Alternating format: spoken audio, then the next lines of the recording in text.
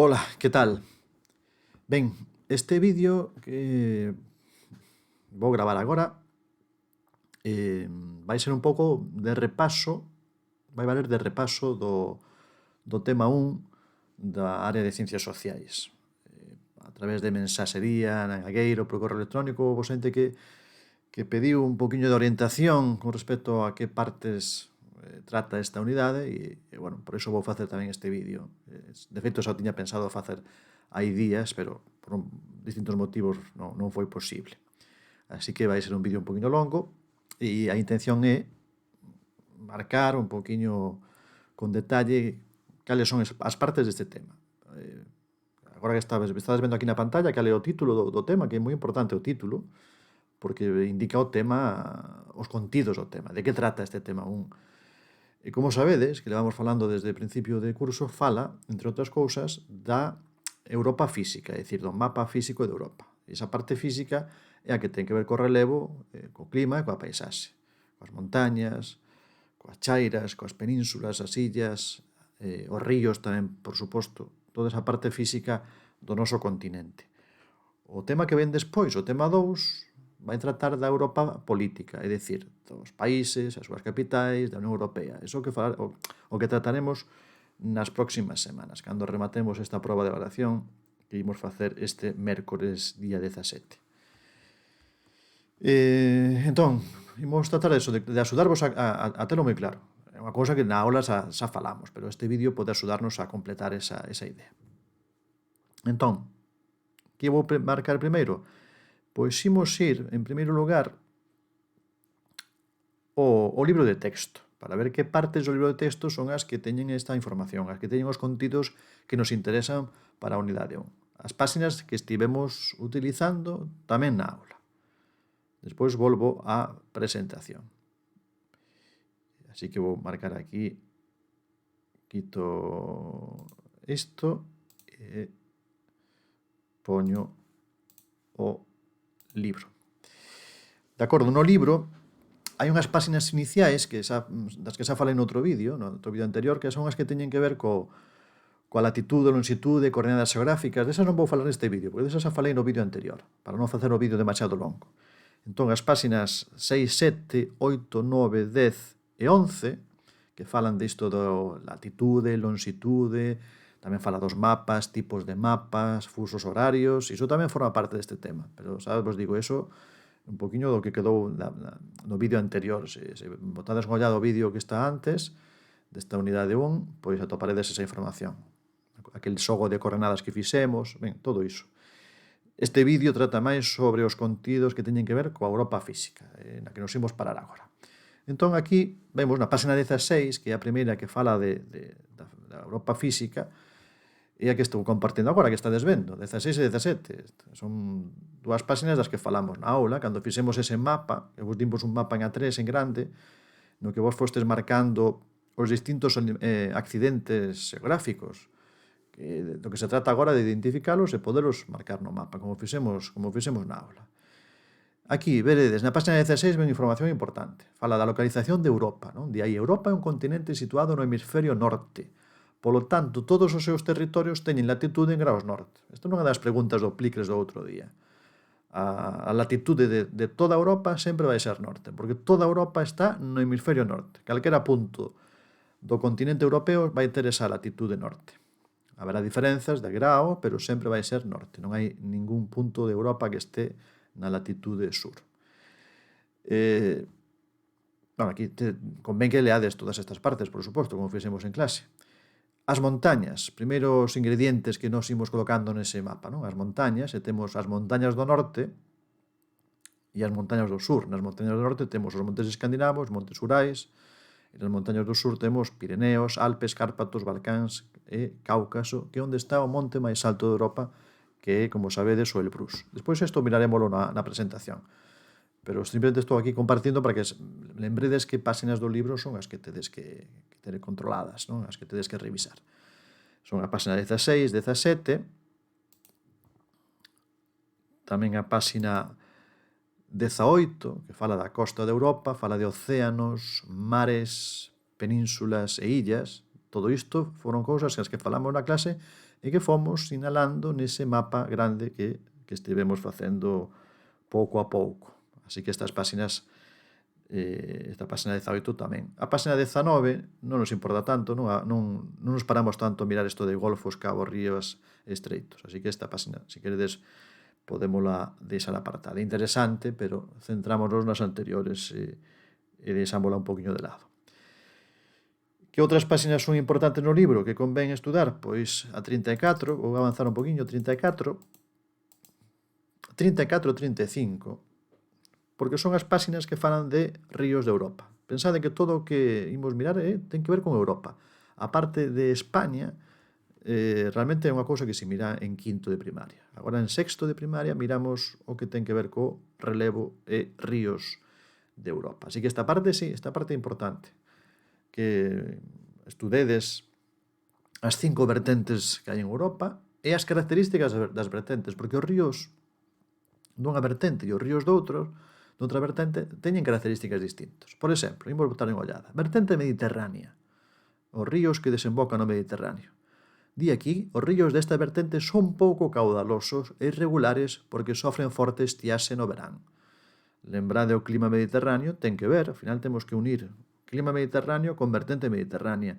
Di aquí que son pouco caudalosos, que levan pouca auga. E ten sentido porque se estamos no clima mediterráneo sabemos que chove moi pouco, sobre todo no verán, que apenas chove, iso vai ter consecuencias nos ríos, van levar moi pouquiña auga. Di aquí, sofren forte estiaxe no verán. Forte estiaxe no verán. Quere dicir que no verán a baixada de caudal dos ríos é tan grande que incluso pode chegar a que deixen de ter auga durante certa parte do ano. Algúns ríos da vertente mediterránea non teñen auga nesa época. Entón, vedes, os ríos da vertente mediterránea teñen unhas características propias. Temos que coñecer iso. Isto é coñecer a Europa física, os ríos de Europa, non é simplemente coñecer os nomes e poñelos no mapa, que tamén hai que saber facelo, non? Temos que distinguir as características. Por exemplo, imos ver outra vertente para comparar, para ver que diferente é. Vertente ártica, que os ríos desta parte que veñen aquí en azul, que desembocan no Océano Glacial Ártico.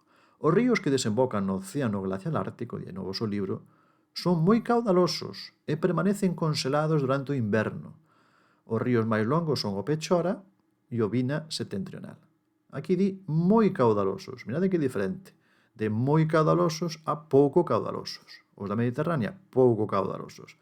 Os da vertente ártica, moi caudalosos. E terá que ver con réxime de chuvias, que seguro que o clima que hai aquí, nesta zona, é moi distinto ao que podemos atopar aquí. As diferenzas son moi grandes. Por tanto, isto dos ríos tamén temos que estudalo e coñecelo. É unha cousa da que falamos na aula durante todas estas semanas, así que temos que tamén aproveitar todo o que estivemos facendo para ver se de iso sacamos algo en coñecemento. 34 e 35, por tanto, estudadeas. E 36 e 37 tamén. E iso serían as páxinas que temos que coñecer. 36 e 37, como estades vendo, son as páxinas do libro que teñen que ver cos climas e a vegetación, que foron as últimas partes que miramos na aula. En climas, temos que coñecer os climas e as súas características. Hai dous grupos de climas, os climas temperados e os climas fríos. Dentro dos climas temperados temos 3 climas, o oceánico, o mediterráneo e o clima continental. Na clase estivemos vendo as súas características, estivemos poñendo moitos exemplos.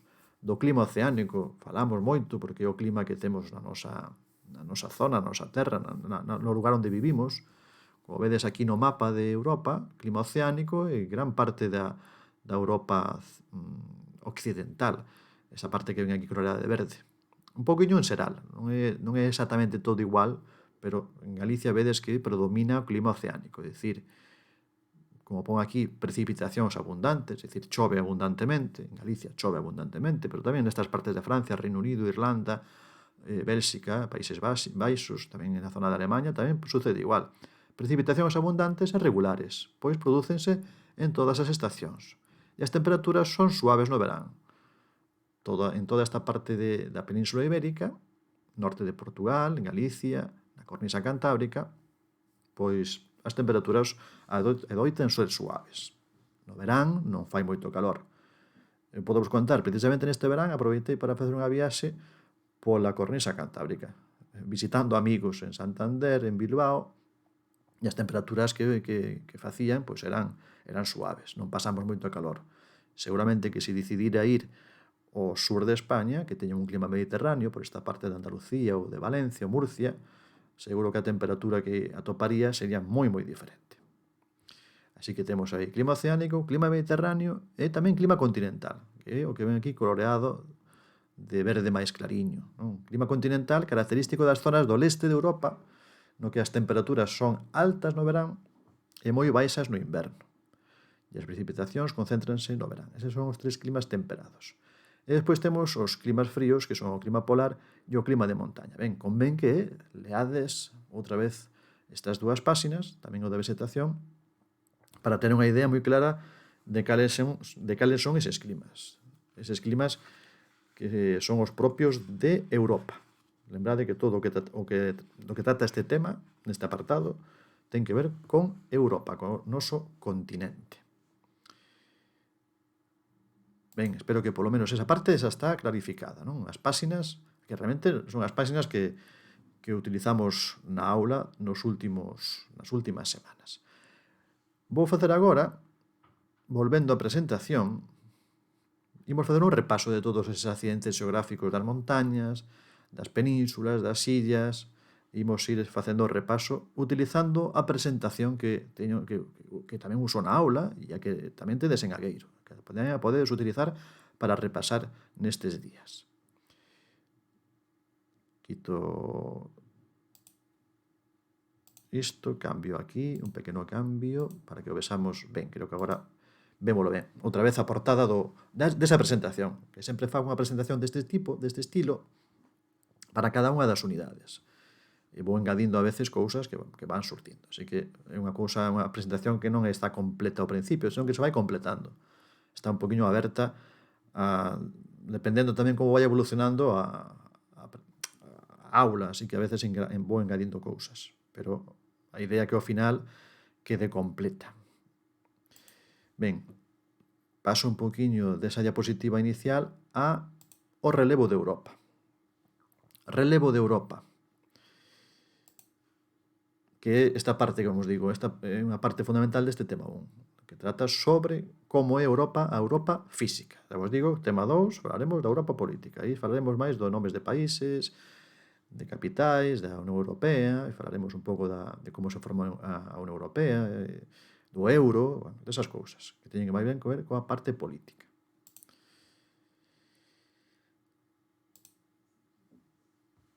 Primeiro, empezamos coas montañas, coas cordilleiras, cos sistemas montañosos. E temos aquí marcados algúns deles. Non están aquí todos, porque faltarían algúns máis, pero estes son algunhas dos sistemas montañosos europeos. Como vedes, aí temos os Pirineos, os Alpes, os Cárpatos, os Balcáns e o Cáucaso, que é onde está o monte máis alto de Europa, que é o Elbrus.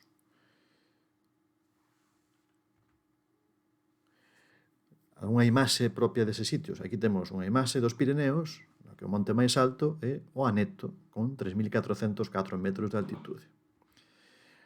Os Alpes, tamén outro sistema montañoso, o que vemos na fotografía, e ese monte que estades vendo aí é o Mont Blanc, que ten 4.807 metros de alto. Aínda así non é o monte máis alto de toda Europa, que é o Elbrus. Sí que é o monte máis alto da Europa occidental, da Europa do oeste.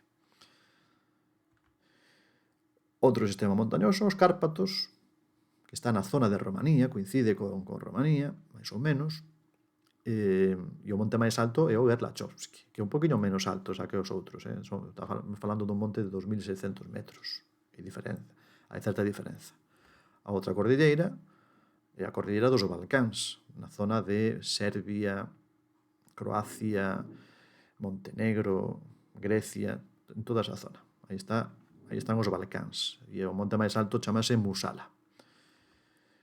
Aquí temos o Cáucaso, a cordilleira do Cáucaso, coincide con Xeorxia, e o monte máis alto de Europa, e o temos, ese que vemos aí, é o Elbrus, 5.642 metros. Pensade que o Mont Blanc son 4.800, pero o Elbrus son 5.600 e pico.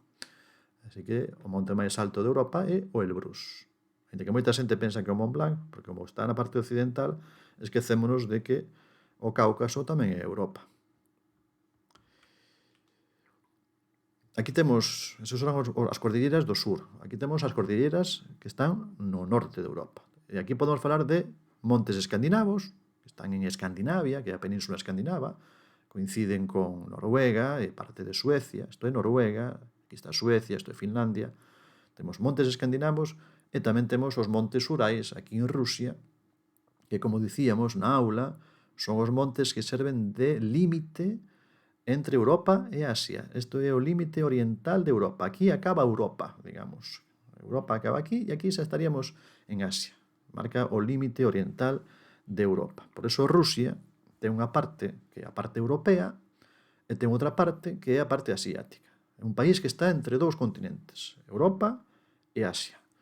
Moscovo, San Petersburgo, esas cidades que son moi coñecidas, están na parte europea de Rusia. Pero, por exemplo, Vladivostok ou Irkutsk, que son dúas cidades de Rusia, xa están na parte asiática. Aquí temos os montes escandinavos e temos o pico máis alto que é o Galdhøpiggen, con 2.469 metros. É o monte máis alto que, aínda así, está lonxe da altitude do Mont Blanc ou do Elbrus.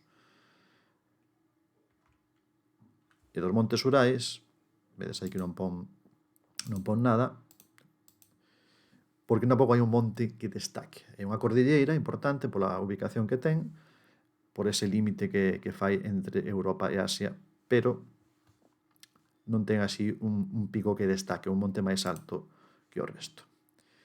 Ben, falamos de montes, tamén temos que falar das zonas baixas, das zonas chairas, non? Das grandes chairas, porque en Europa temos dúas zonas moi extensas, que son a gran chaira europea e a chaira da Europa Oriental. Son zonas baixas, son zonas chás, por iso se chaman desa maneira. A gran chaira europea ocupa parte de Francia, Bélxica, Países Baixos, Alemania, Polonia.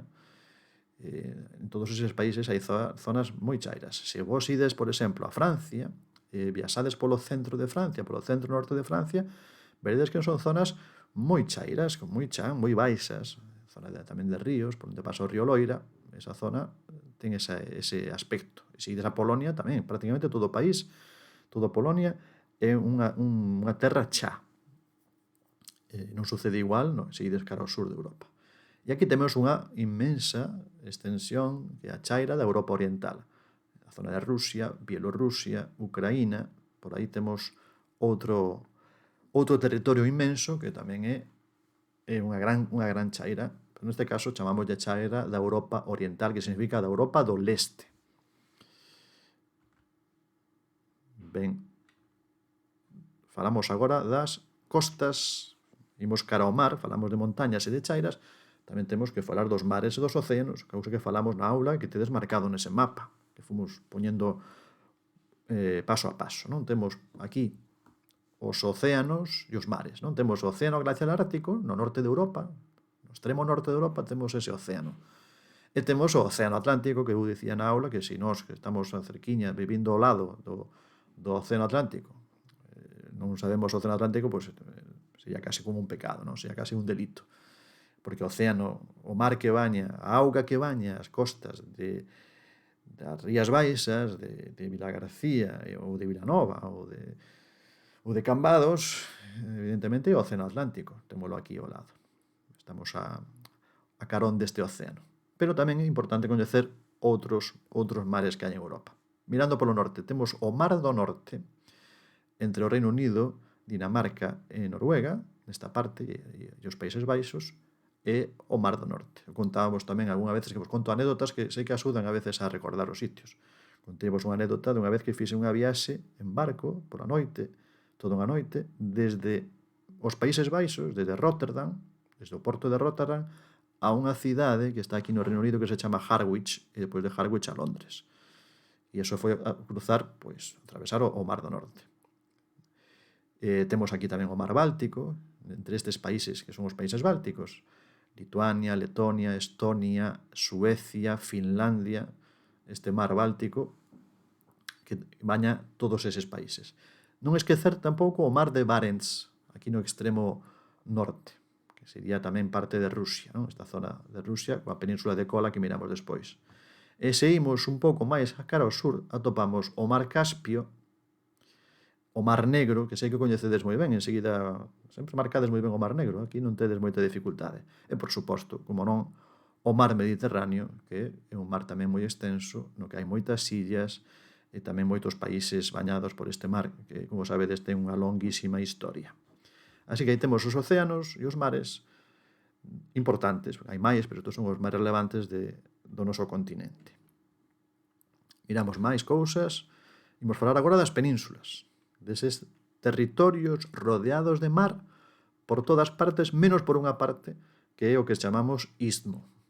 E imos falar de penínsulas europeas, que son a península escandinava, a península de Sudlandia, que coincide con Dinamarca, a península ibérica, que é onde vivimos nós, a península itálica, que é un nome que nos axuda moito, porque para recoñecer que é Italia, a península balcánica, que podemos asociar cos Balcáns, claro, por iso se chama así, Balcáns, balcánico, porque está na mesma zona, a península de Crimea, aquí no Mar Negro, e a península de Kola.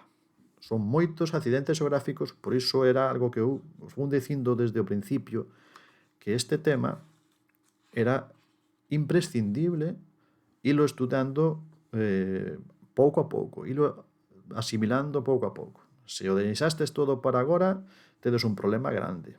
Tedes un problema grande, primeiro, porque non seguistes o consello que vos dixo o profe, e segundo, porque ides a topar con un montón de información que é difícil de asimilar en pouco tempo. Por iso é un tema que fomos estendendo durante varias semanas para poder darlle tempo tamén a nosa cabeza a ilo entendendo, a ir asimilando un poquinho todo isto, que son bastantes datos. Eu sempre fago esa comparación de que non comemos a comida de todo o mes nun día, imos comendo todos os días. Pois aquí é unha cousa parecida, non lle podemos dar agora a comida de un mes ao noso cerebro para que a coma e a disira e lle sente ben, se non o fixemos durante todos estes últimos días ou semanas. Illas de Europa. Tamén destacamos algunhas illas de Europa. Seguro que isto tamén o coñecedes ben, algo que preguntábamos no Pliques, non? Das illas máis importantes, sobre todo polo seu tamaño, ou porque teñen unha relevancia de algún tipo. Illas de Europa que destacamos, a illa de Islandia, a illa de Gran Bretaña, a illa de Irlanda, estas aquí nesta parte noroeste de Europa. Seguimos o Mediterráneo, temos moitas que sinalar. Temos as Illas Baleares, a illa de Córsega, que está aquí ao norte, pertence a Francia, a illa de Sardeña, que está ao sur, pertence a Italia, a illa de Sicilia, a illa de Malta, que é moi pequena, pero é un país, por iso tamén o marcamos, a illa de Creta, que dentro das illas que hai en Grecia, que hai unha multitude de illas, miraremoslo agora cando falemos de Grecia, a illa máis grande de todas elas é Creta, e a illa de Chipre, que tamén é un país, do que falaremos no tema seguinte. Así que estas son as illas que destacamos e que temos que identificar e saber sinalar no mapa. Mais, temos aquí algunhas fotos que nos poden axudar a ir recordando estas illas que salientamos das que aparecen no mapa. Aí temos Islandia, Irlanda, Gran Bretaña nesta illa onde está Inglaterra, Gales e Escocia. As Illas Baleares, a illa de Córsega, a illa de Sardeña, da que vos teño comentado tamén algunhas anécdotas, a illa de Sicilia, a illa de Creta, tamén vos teño falado de algunha anécdota que tiven por aquí tamén conducindo por esta illa, a illa de Malta, a illa de Chipre. Imos cos ríos de Europa. Ríos de Europa, ten claro que hai 5 vertentes, é dicir, desembocan en algún destes 5 lugares. Ou desembocan no Mediterráneo, ou no Mar Negro, ou no Mar Caspio, ou no Océano Atlántico, ou no Océano Glacial Ártico. Como sabedes, vertente significa lugar de desembocadura de ríos. Entón, agrupamos os ríos desta maneira. Vertente mediterránea, é dicir, ríos que desembocan no Mediterráneo. Sinalamos estes tres, hai máis, pero estes son os tres que eliximos, que destacamos, por enriba dos demais. Temos o Ebro, que nace e desemboca en España. Temos aí tamén o Ródano, en Francia, e Suiza tamén aparte, un brazo empeza por Suiza, e o río Po, aí no norte de Italia. Son tres ríos que desembocan no Mediterráneo, como vedes, Mediterráneo, e isto tamén aquí no Mediterráneo, na zona de Venecia.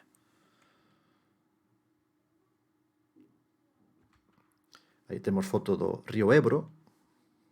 En España é un río moi importante porque ten un gran percorrido de moitos kilómetros. Pasa por Zaragoza, por se queredes ter claro un poquinho por que lugares percorre, non? Aquí temos o Ródano e aí temos o río Po. Vertente do Mar Negro. Ríos que desembocan no Mar Negro. Temos aquí tres marcados, hai máis. Pero marcamos estes tres. O Danubio, do que falamos bastante. Incluso eu propuse vos no formativo facer unha lectura sobre o río Danubio, que puxenlle de título Danubio, río internacional, porque atravesa ou bordea 10 países de Europa. E iso non sucede con ningún outro río de todo o mundo, que pase, é dicir, que cruce ou bordee 10 países é unha nota peculiar do Danubio. Un río moi importante porque para moitos países é importante. Temos aí tamén o Dniester e o Dnieper. Como vedes, son todos ríos da vertente do Mar Negro. Desembocan no Mar Negro, os tres. Hai máis, pero estes son os tres que queremos destacar. Aí temos o Danubio, que como vedes nesta foto que elixen é navegable, ten partes navegable. Vedes que é navegable, un barco turístico, creo que leva a bandeira de Alemanha, porque pasa por Alemanha, entre outros moitos países pasa por Alemanha. Aí temos o Dniester. Nas fotografías tamén axuda a ver que son ríos caudalosos, son ríos importantes. Estamos falando de ríos relevantes, por iso tratamos de aprenderos, porque son ríos do noso continente, que, ainda que están lonxe de nós, son importantes para o continente no que vivimos. Aquí temos o río Dnieper. Estes ríos parte deles pasan por Ucraína, e algúns máis desta zona. Vertente do Mar Caspio. Aquí no vertente do Mar Caspio falamos dun río moi importante, que é o río máis longo de todos, o Volga, que desemboca aí no Mar Caspio. Desemboca, se non me equivoco, unha cidade que se chama Astrakhan, unha cidade histórica moi importante. E aquí na zona do Volga tamén falamos, cando falamos de historia da batalla de Stalingrado, porque tamén está aquí a cidade de Volgogrado. Antigamente Stalingrado é a mesma cidade, que pasa que cambiou de nome, onde sucedeu esa batalla tan importante nos anos 42-43. Non me estendo moito iso, porque agora non ven o caso, pero sí que gústame tamén isto de relacionar as cousas de historia, da xeografía, da literatura, das linguas, porque todo vai unido. Pero agora centrémonos no que son os ríos. Aquí temos precisamente unha fotografía do Volga. Verdade que río, que caudal, que río tan ancho, que río tan importante. Está lonxe de aquí, por suposto, está lonxe de nós, moi lonxe de nós, pero é un río importante de Europa. Se falamos do río Ebro, moi importante, con máis motivo hai que falar do río Volga. Vertente atlántica, aquí temos máis. Vertente atlántica, ríos que desembocan no Atlántico. Temos estes, o Vino Occidental, o Vístula, que é un río que nace e desemboca en Polonia. Temos o Oder, que serve un pouco de fronteira entre Alemanha e Polonia. Temos o río Elba, que desemboca na zona de Hamburgo, Alemanha. Temos o Rin, que é un río que en certas partes é o límite entre Francia, Alemanha, Bélxica, que desemboca en Rotterdam, nos Países Baixos. E non esquecer nunca tampouco aquí o río Loira, o río que cruza gran parte de Francia e que é coñecido polos castelos, esos castelos tan bonitos dos que temos falado cando falábamos de Francia. Así que aquí temos unha selección dos ríos da vertente atlántica máis importantes. Hai máis, pero marcamos estes. Os de España podíamos marcar o Douro, o Teso, o Guadalquivir, o a Diana, pero precisamente, como falamos de Europa, eses deixámolos para quinto de primaria, que cando se fala máis do que é os ríos da Península Ibérica. Por eso, ao mellor, botádelos en falta, pero, xa digo, agora estamos máis centrados noutros. Sin esquecer que existen tamén estes na Península Ibérica, pero estamos pensando tamén nos outros, nos que estamos mirando agora. Vina Occidental, Vístula, Oder.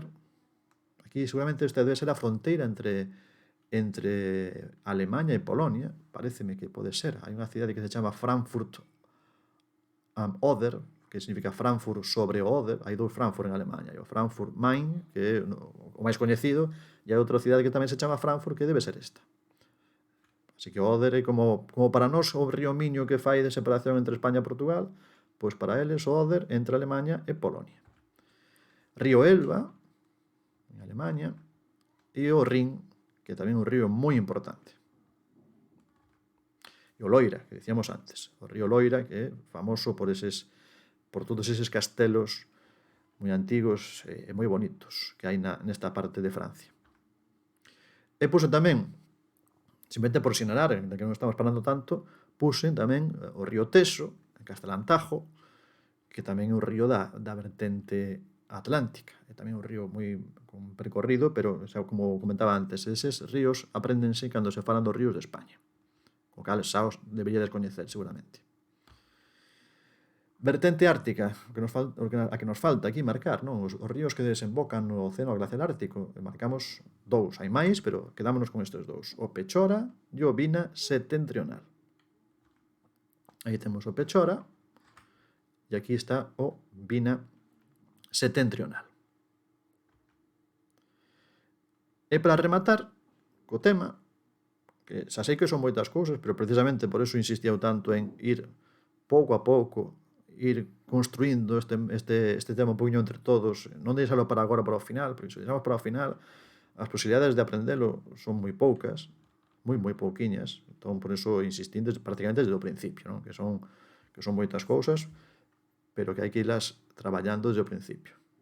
Climas de Europa. Antes de falar de climas, fixen un pouco de introdución para que significa clima, que diferencia hai entre clima e tempo, todas estas cousas que son imprescindibles coñecer para podernos ocupar dos climas de Europa. Se non sei o que é un clima, se non o sei distinguir clima de tempo, de pouco vale falar de clima de Europa, porque non sei do que estou falando, non? Primeiro comentábamos isto de que a Terra ten como varias zonas climáticas, chámanse zonas climáticas porque o tempo que hai, o clima que hai neses lugares é diferente. E a nós agora interésanos ocuparnos desta zona, que é a zona temperada norte, que é onde estamos nós, onde está Europa. A maior parte de Europa está nesta zona temperada norte.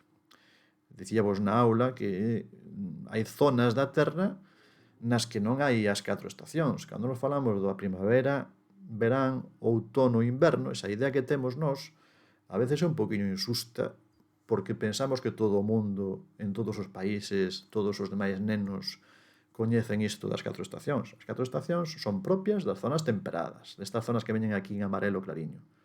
Nós temos 4 estacións.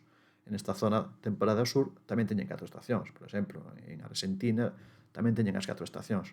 Agora, na India, por exemplo, que vos podo falar moito, non teñen as 4 estacións, teñen 2 estacións. Teñen unha estación seca e unha estación húmida.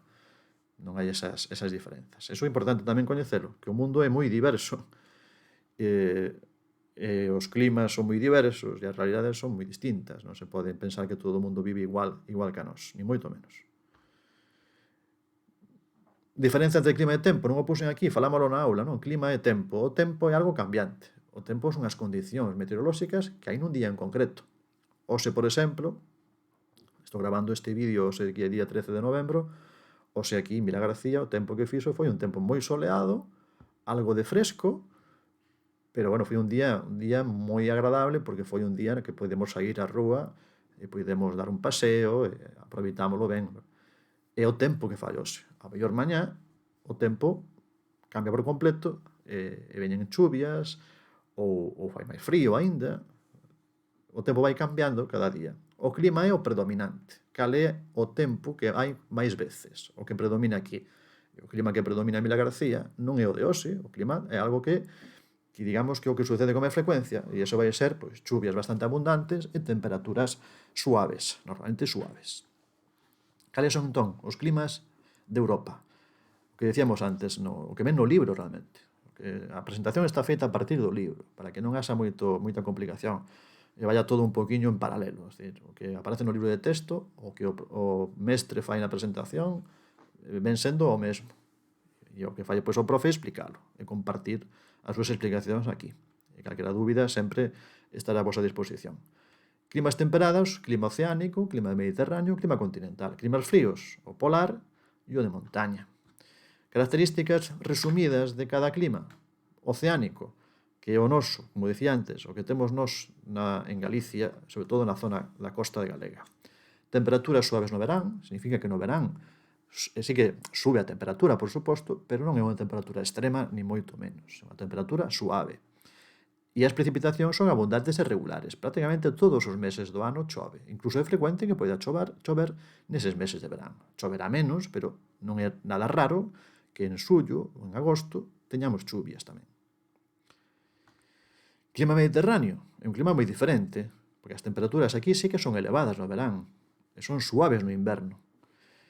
As precipitacións non son abundantes. Incluso no verán apenas chove. Comentábamos, poñemos un exemplo do clima mediterráneo cando falaba de Creta, da illa de Creta que está en Grecia, teñen un clima mediterráneo. No verán, moitísimo calor. No inverno, supoño que suave. Eu cando fun no verán. Fun no verán porque vas buscando calor, porque queres ir á praia, queres aproveitar eses días. Precipitacións, eu podo dicir, fun e nunca choveu. E no verán, menos. Ese é o clima propiamente mediterráneo, que non ten nada que ver co clima que temos nos na nosa zona. E, por último, destes tipos de climas temos o continental, temperaturas máis extremas. Faleivos tamén na aula, falámoslo moitas veces, da influencia que ten o mar. As zonas que están cercanas ao mar, as que están máis próximas, teñen sempre temperaturas máis suaves. Canto máis próximos estamos do mar, as temperaturas non son ni moi extremas no alto, nin no baixo. É dicir, non son ni moi altas, nin moi baixas. Canto máis imos cara ao interior, a influencia do mar diminúe e aí sí que temos temperaturas máis extremas. Eu, que son de Ourense, podo vos contar que o clima de Ourense non é igual que o de aquí. Temos en inverno moito frío e no verán moitísimo calor. É un clima máis ben continental, medio oceánico. Porque a veces hai mesturas. Tampouco quero meterme moito iso para non complicaros moito a vida. Pero os climas nunca son puros. Sempre hai influencias duns climas noutros. Non é a partir dunha liña sería imposible, non, a partir desta liña cambiar o clima por completo. É unha cousa que vai progresivamente. Os climas fríos, clima polar, no que as temperaturas adoitan estar por debaixo de 0 graus, por iso se chaman clima polar, durante boa parte do ano. Aquí sí que temos un frío extremo. E as precipitacións aquí son moi escasas, ainda que pode parecer o contrario. O clima das zonas máis frías de Europa. E o clima de montaña é o clima propio das zonas altas. E temos temperaturas moi baixas durante o inverno e frescas no verán. Que eu dicía na aula que por eso moitas veces buscamos as montañas no verán para evitar o calor que pode haber a mellor nas zonas máis baixas. En Ourense faise isto con frecuencia, non? Fuxir un poquinho do calor da cidade buscando as montañas que hai ao redor. Aquí as precipitacións son moi abundantes, como sabedes, é moi habitual que chova nas montañas, que onde descargan as nubes, que se colleron o vapor de auga do mar, e aí cando se refrían é cando soltan a auga que teñen dentro. Por lo tanto, é frecuente que chova nas zonas montañosas. E aquí temos as paisaxes, para rematar, paisaxe de clima oceánico, por exemplo, Dinamarca, paisaxe porque vemos moi verde, eso significa que hai chuvias abundantes. Para que esta vegetación poida crecer necesita, por suposto, auga. Se non chove non podemos ter unha paisaxe deste tipo. Galicia ten paisaxes semellantes a esta porque tamén estamos nunha zona de clima oceánico. Grecia, por exemplo, é moi diferente, como vedes, a vegetación é máis escasa ou non hai eses grandes bosques. Hai outro tipo de vegetación propia de lugares máis secos, de lugares onde chove pero chove menos e as temperaturas son máis elevadas. Esta é unha típica paisaxe de Grecia. Incluso é fácil distinguir os cultivos, as árbores, as oliveiras, que en Grecia hai moitísimos campos de oliveiras, porque é unha árbore que se adapta moi ben a este clima. paisaxes de clima continental, por exemplo, Rusia. Gran parte de Rusia ten clima continental. Aquí temos estas estepas, estas zonas tan amplas chamanse estepas. Son zonas chairas, desa gran chaira do leste de Europa, no que tampouco hai moita vegetación. Como vedes, a vegetación tamén é escasa. Non hai grandes bosques, porque ese clima tan frío non tampouco lles axuda a que poida haber eses bosques. Hai zonas de Rusia, cara a Siberia, que sí que teñen outro tipo de vegetación, que son as taigas, pero aquí na estepa este é a típica paisaxe do clima continental. E con isto concluiríamos un pouco o repaso de todo isto. Sei que é un vídeo longo, por eso o que vos decía, o que vos fun dicindo, son moi consciente de que un vídeo longo de un tema que é longo, máis longo quizáis que outros, e o importante que é leválo ao día. É dicir, se non o fixestes polo menos nesta unidade, que vos sirva tamén para as seguintes, que é imprescindible podelo facer día a día, senón ao final vai ser casi imposible, vai loitar con unha cousa que é imposible. Incluso para min sería moi difícil poder facer a presentación hoxe no mesmo día de todo isto. Sería complicado, isto valo facendo de maneira progresiva, porque leva tempo. Así que, xa vos digo, polo menos aprendemos isto, se non o fixemos. Aprendémolo de que sese desa maneira, o choque coa realidade. Como apliques do outro día, que tamén valeu para decatarse, esa era a función, decatarse de que a veces temos un pouco de exceso de confianza, pensamos, de verdade o que pensamos, creemos que temos algo dominado e realmente non é así. E como isto pode nos suceder a calquera, non somente a vos, tamén os adultos, pois tamén estamos os profes para axudarvos a que reflexionedes, a que vos teades conta, non? Entón, por eso, apliqueres de outro día tiña esta intención. Ben, non me quero estender máis, só quería facer como engadido, como unha especie de extra, facer un xogo do GeoGuessr precisamente desto das paisaxes. Pois xa vos digo, isto do repaso xa remataría aquí, co repaso. O que ven a continuación é máis ben un xogo. E vou facer unha partida ao un mapa que teño, que fixen eu, de lugares de Europa, paisaxes naturais europeas, e vou tratar de compartir con vos como razoaría eu o lugar no que poden estar, polo que vemos nas imaxes. Pois xa vos digo, é un xogo. O importante foi no vídeo, desde o principio ata este punto.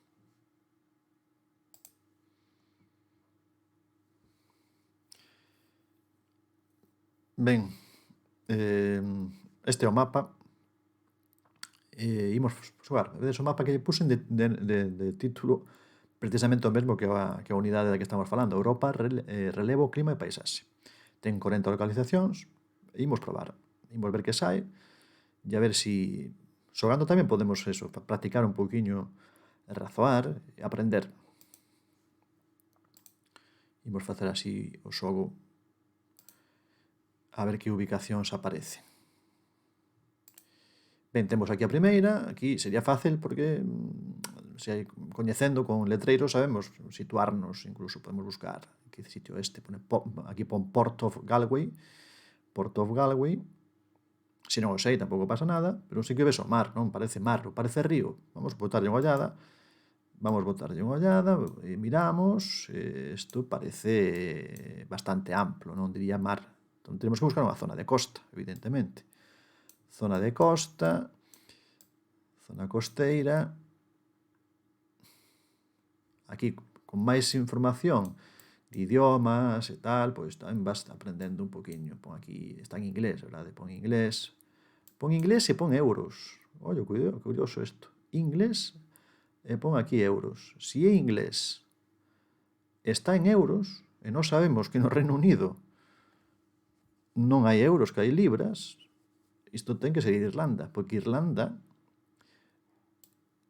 case todo está en inglés, tamén pode estar en gaélico, que é outra lingua que teñen ali, pero ali sí que teñen euros, así que probablemente isto sexa Irlanda. Irlanda era unha das illas das que falamos nestas últimas semanas que marcamos. Imos ao mapa, e no mapa, precisamente, tamén nos vale de repaso este xogo, de repasar as illas das que falamos. E a illa de Irlanda é aquí. Illa de Irlanda, aquí pon Port of Galway, e ao mellor atopo incluso Galway. Aquí pon Galway. Así que estamos nunha ubicación que non é desas illas das que destacamos, non? Unha illa importante tamén de Europa.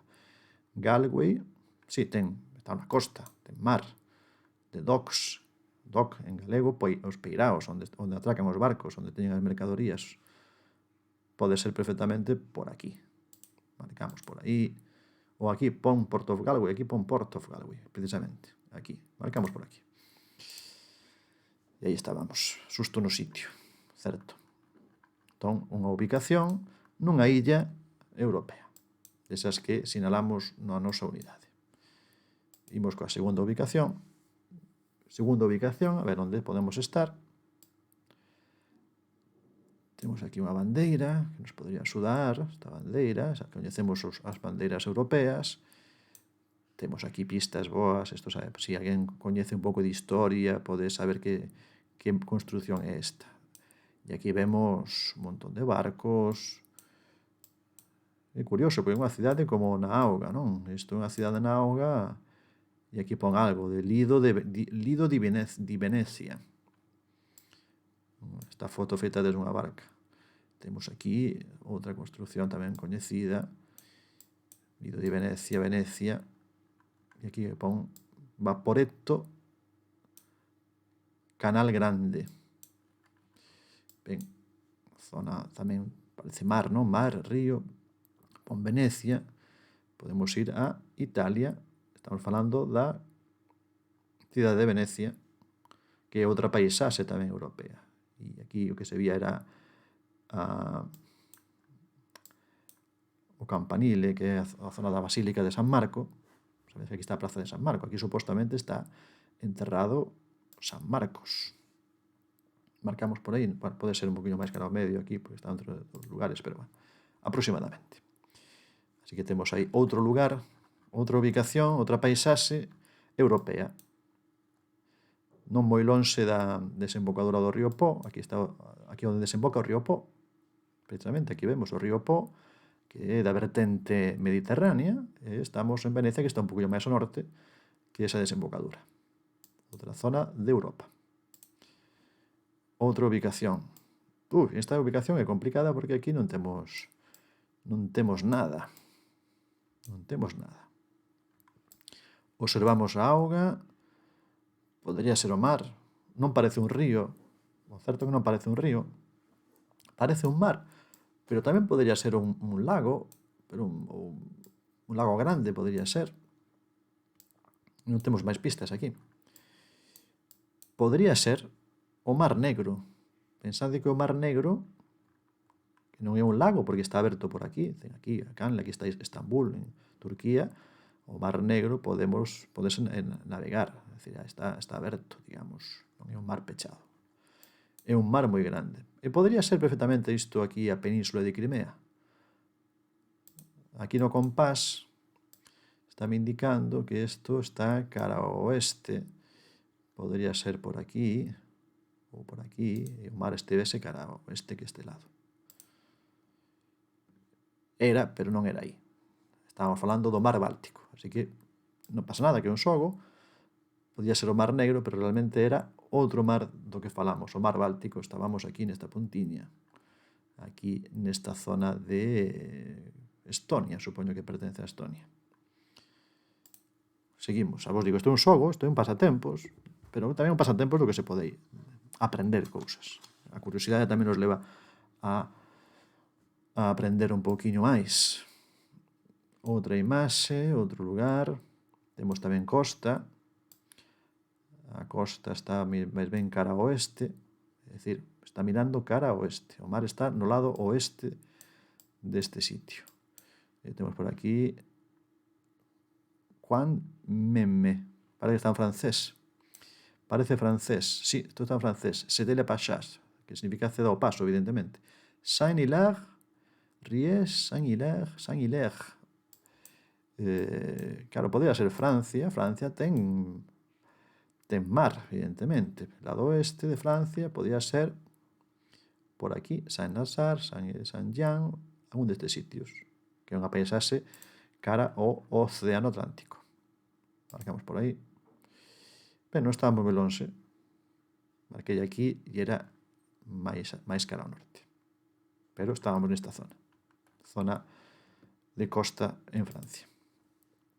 E por último, a última que imos ver, o que imos rematar, temos aquí outra paisaxe, unha paisaxe que máis ben parece rural, temos aquí o tractor, hai vegetación, debe ser unha zona, non debe ser sur de Europa, porque, refírome, non debe ser zona de clima mediterráneo, porque parece que é unha zona onde pode chover con frecuencia, para que teñan estas árbores, este verde, non? Isto é propiamente de zonas de clima oceánico, claramente clima oceánico. En Grecia, o sur de Italia, por aí non imos atopar facilmente este tipo de paisaxe. Unha paisaxe, este verde, esta erva, isto das casas, xa depende das persoas. Entón, tamén é interesante porque a veces as casas tamén identifican os lugares. Casas que teñen tellados desta forma, con este ángulo, son casas en zonas de chuvia, porque por iso se fan os tellados desta forma, deste xeito. A dúas augas, chámanse, para que a auga vaya discorrendo por os dous lados e non sexa perigoso para a estrutura da casa. Así que temos aquí Dorf Bay. En que idioma estará escrito iso? Temos aí Stenhuls Bay, tractor, coche. O coche ten algo aquí. O coche ten unha boa pista. Aquí tamén temos algo de, parece prezos de algo. Pero o coche pon aquí DK. E temos aquí unha bandeira, ademais. Pero temos aquí outra. E aquí temos idioma. A bandeira de Dinamarca. Esta de aquí, máis ben parece como da India. Da India? Non sei se é ou de Irlanda torcida. Pero bueno, temos DK, temos a bandeira de Dinamarca, temos isto que parece que está en dinamarqués, ten todo sentido pola paisaxe, porque é unha paisaxe de clima oceánico. Imos ir a Dinamarca. Denmark, península de Sudlandia, clima oceánico, Dinamarca. Agora, en que sitio de Dinamarca? Marcamos en calquera lugar e a ver se non quedamos moi longe.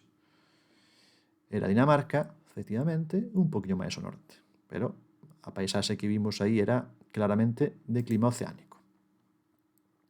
E esta foi un pouco a partida, que xa que digo, é un pouco como un entretemento, pero tamén vale por ollar como son as paisaxes, e precisamente este xogo préstase moito para esta unidade, para este tema, porque se podemos ver as paisaxes dos lugares, as paisaxes reais deses sitios, tamén podemos poñer a proba un poquinho a nosa capacidade de análise e de observación.